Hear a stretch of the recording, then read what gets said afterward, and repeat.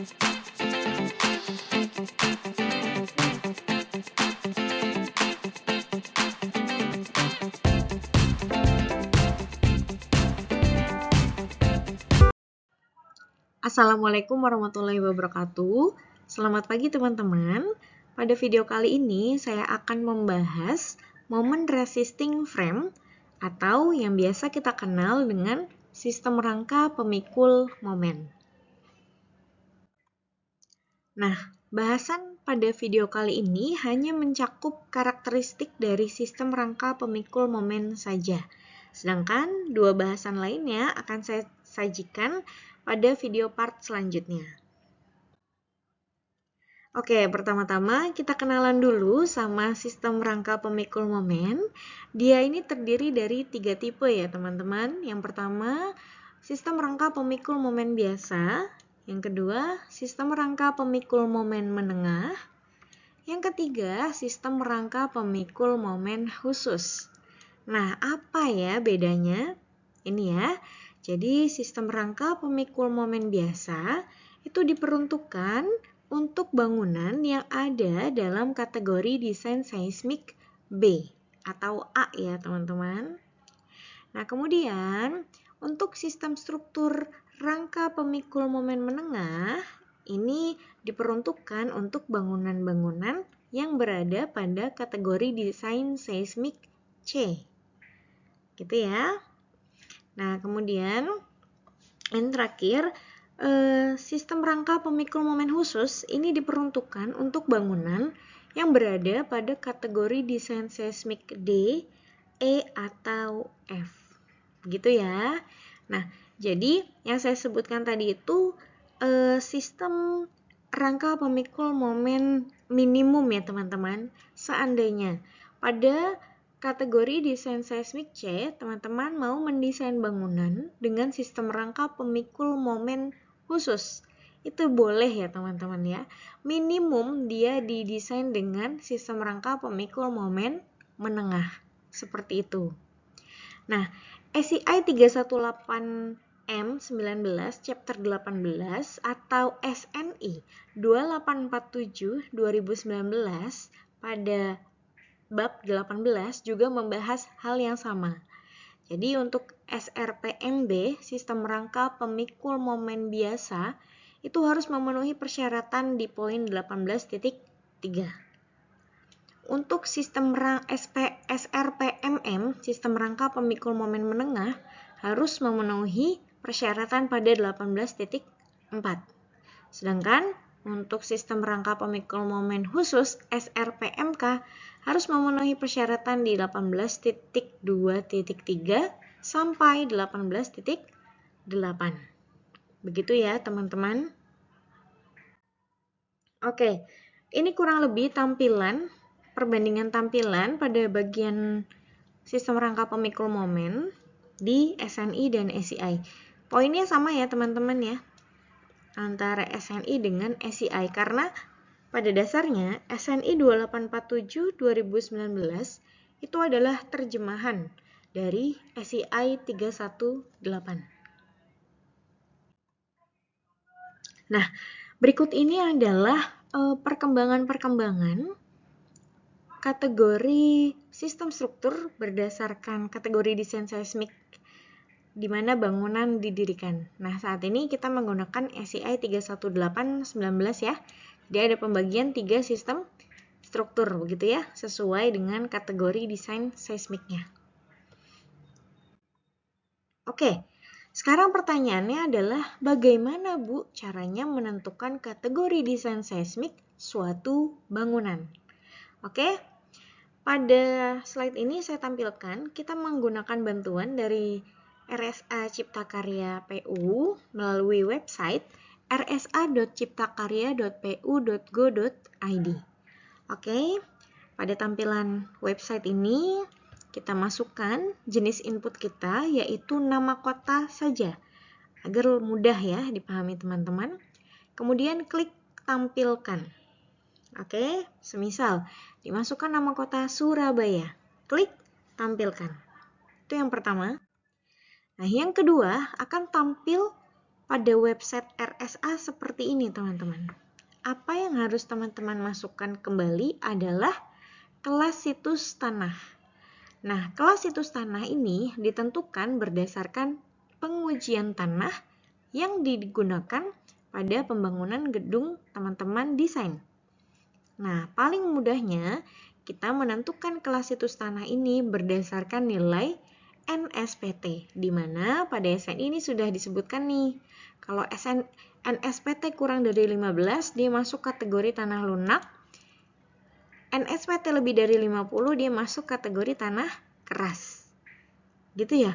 Terus bagaimana, Bu, menentukan lunak, sedang, dan kerasnya? Seperti ini, teman-teman. Nah, contohnya seperti ini.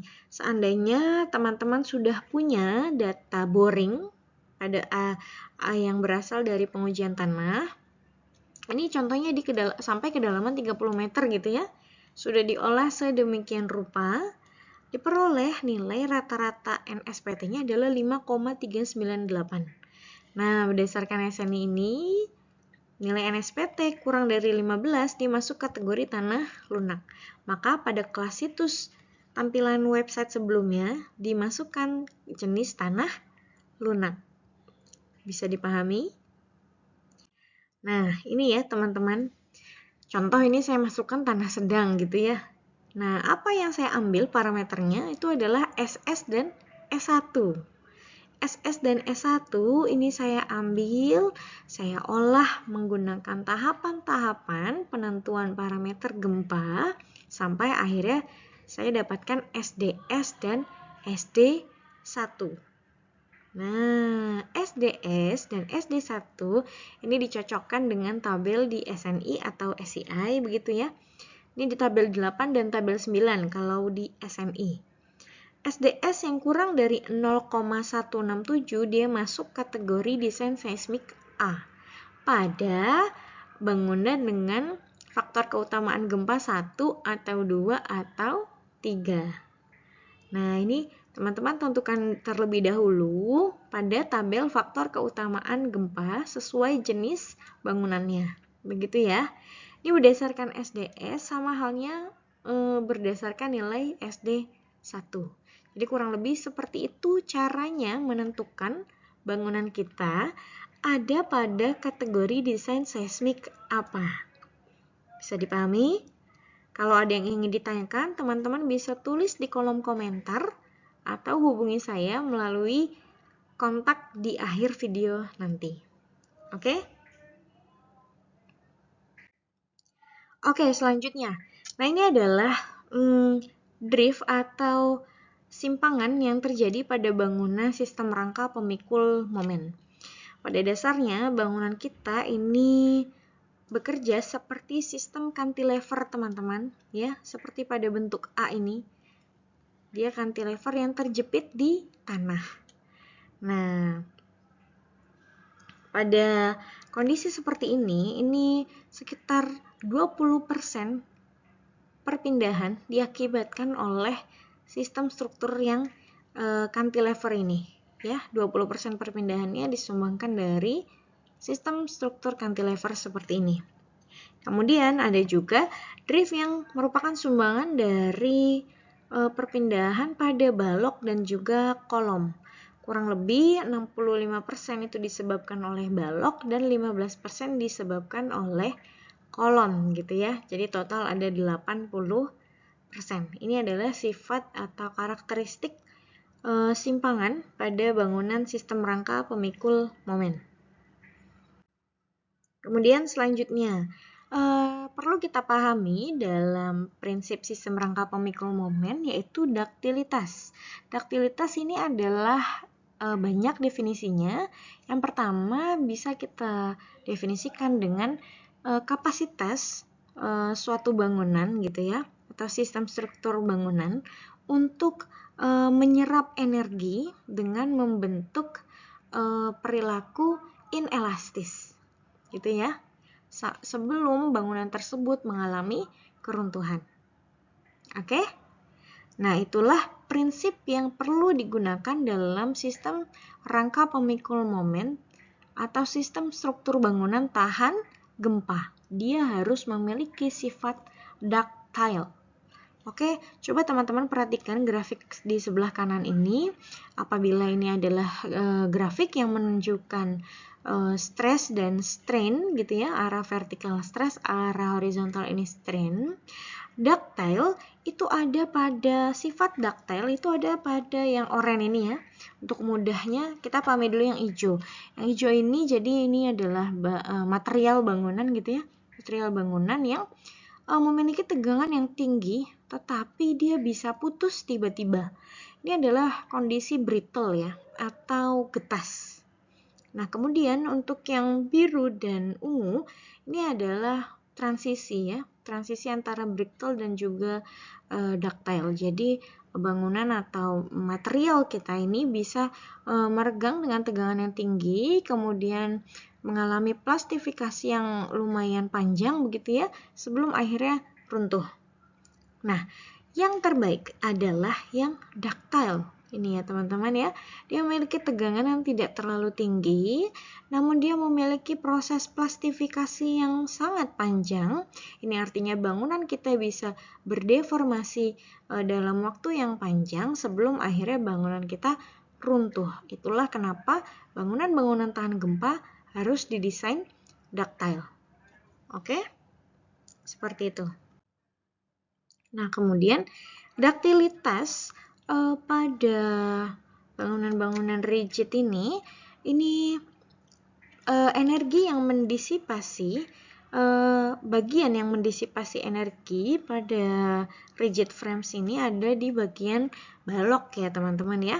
Maka kita biasa kenal dengan plastic hinge pada balok gitu ya. Nah, pada bagian ini balok didesain sedemikian rupa untuk dapat mengalami plastifikasi yang tinggi. Oleh karena itu, peraturan-peraturan yang mengatur persyaratan pada sendi plastis itu wajib dipatuhi gitu ya teman-teman. Karena pada bagian inilah energi gempa didisipasi gitu ya, diserap dan diterima. Jadi hanya pada bagian balok saja sebetulnya yang diperbolehkan untuk mengalami kerusakan yang tinggi pada bangunan sistem rangka pemikul momen gitu ya. Dan ini semua tergantung pada desainnya gitu ya. Oke, next. Nah, ini adalah konsep yang wajib dipatuhi khususnya pada SRPMK ya teman-teman, Strong Column Weak Beam. Namun tidak hanya pada SRPMK, sebetulnya kode-kode yang ada saat ini sudah mengatur sedemikian rupa sampai strong column weak beam ini dapat dipenuhi. Jadi kita desain bahwa kolom lebih kuat daripada balok. Itulah balok harus diberi perlemahan gitu ya. Jadi plastic hinge pertama terbentuk di balok-baloknya dulu untuk mendisipasi energi gempa. Baru nanti diterima oleh kolomnya. Oke? Bahkan pada struktur bangunan baja ada yang namanya sistem reduced beam section. Itu untuk melemahkan balok. Supaya apa, teman-teman? Supaya energi gempa tersebut terserap di balok dulu. Jadi yang rusak adalah balok dulu, bukan kolomnya. Gitu ya. Bisa dipahami? Oke.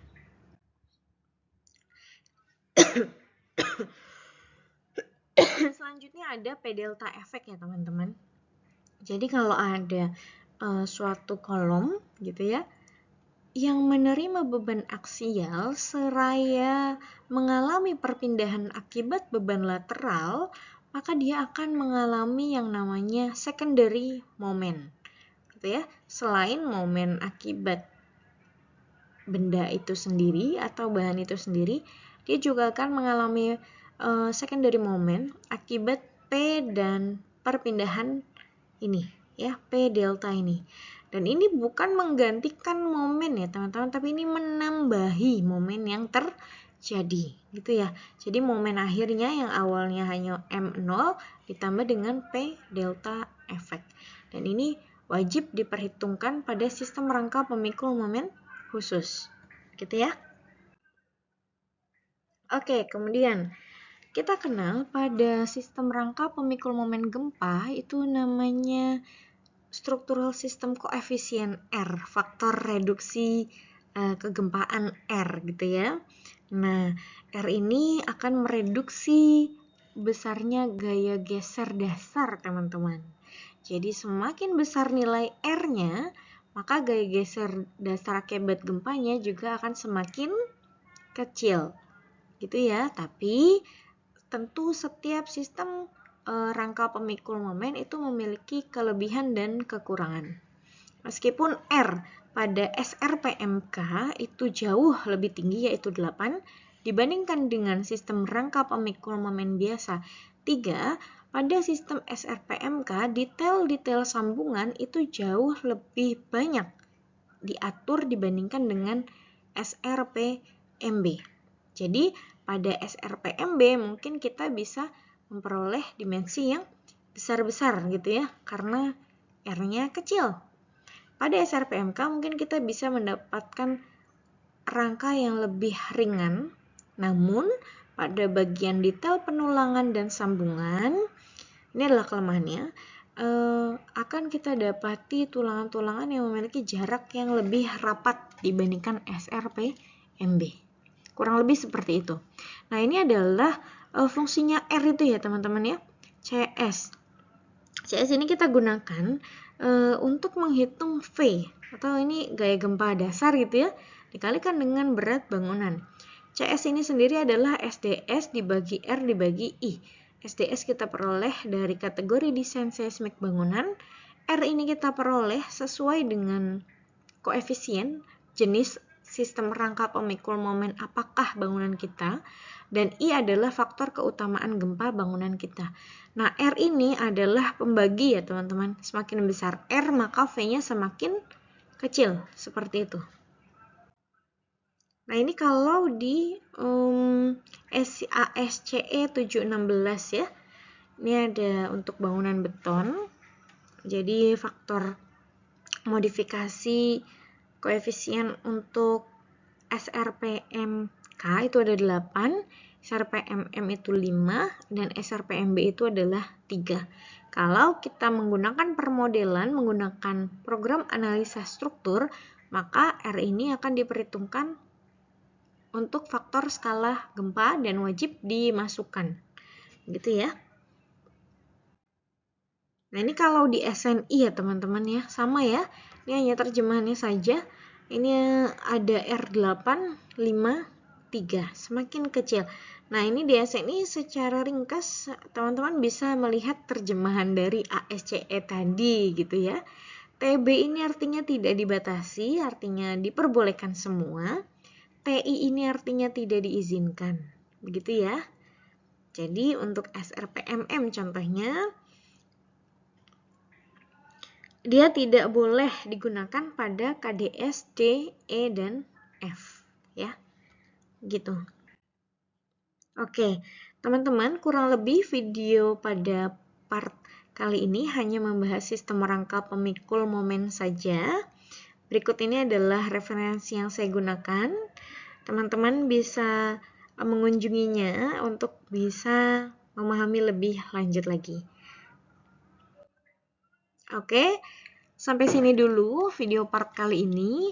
Video part selanjutnya akan membahas sistem rangka pemikul momen biasa dan sistem rangka pemikul momen menengah ya teman-teman. Kalau ada yang masih mau ditanyakan, silakan tulis di kolom komentar atau bisa menghubungi saya melalui email ataupun Instagram. Oke, terima kasih atas perhatiannya. Wabillahi taufik walhidayah. Wassalamualaikum warahmatullahi wabarakatuh.